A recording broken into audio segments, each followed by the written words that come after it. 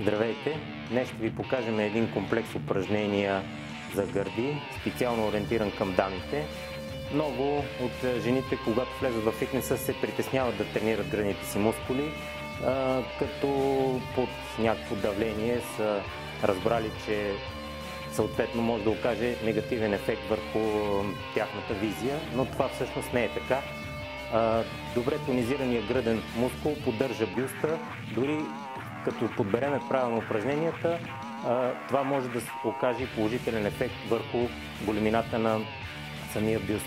Сега ще предложим на вашето внимание 3 упражнения, които може съответно да си направите в комплект, всяко от които го изпълнявате с определена оптимална тежест в рамките на 8 до 12 повторения. Първото упражнение това е избутване на дъмбълчета от полулек. Ани ще демонстрира изпълнението на това упражнение. Разполагате лежанката така, че ъгълът на самото облегало да е между 30 и 40 градуса спрямо хоризонталата на пода.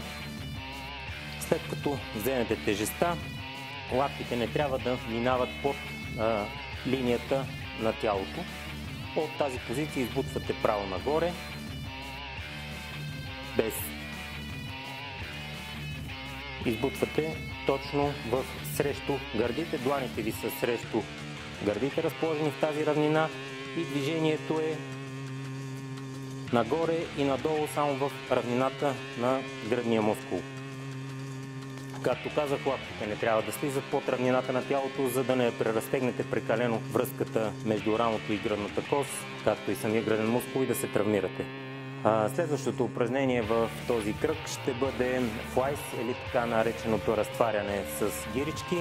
Изпълнява се на същата пейка. Варианта може да е хоризонтален, успорен на пода или под наклон, но ние сме избрали варианта отново на същия ъгъл, под наклон. Изпълнението е подобно на предходното упражнение, но просто не трябва двете да се бъркат. Всъщност тук правите все едно, размахвате ръцете по същия начин.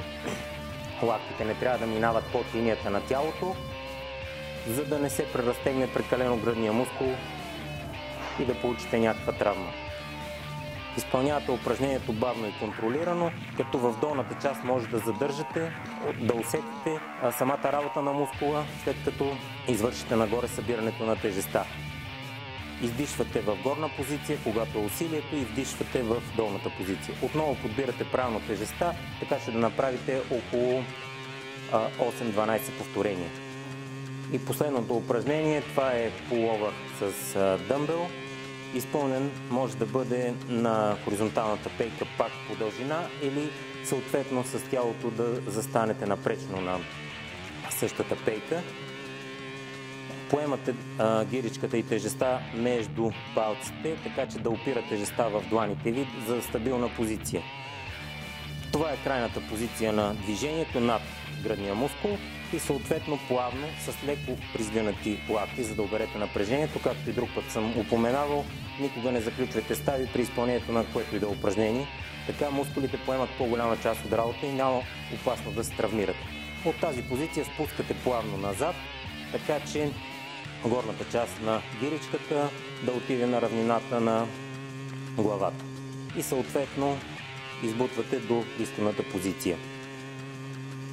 Това упражнение разтяга много добре гръдния кош, изправя стойката, съответно при по-редовно практикуване. Работи изключително върху долната част на самия гръден мускул, така наречения банел на гърдата, и е подходящо за жени, изпълнено с умерена тежест, разбира се, така че да може да чувствате мускула, да нямате прекалено натоварване в раменните стави и да усещате единствено разтягането в гърдите и след това съкращението при връщане в изходна позиция. Отново повторенията са от 8 до 12. Издишването става в горна позиция. Когато спускате надолу, вдишвате въздух, това изпълва гръдния ви кош с кислород. Оттам получавате една допълнителна стабилност. Тези 3 упражнения, които ви показахме, може да ги завъртате едно след друго в кръг и без почивка, след което правите една кратка почивка от около 40-50 секунди и ги повтаряте в 2 или 3 кръга такива. Упражнението е подходящо, когато работите за оформяне и стягане на гръдния мускул или така наречения релеф.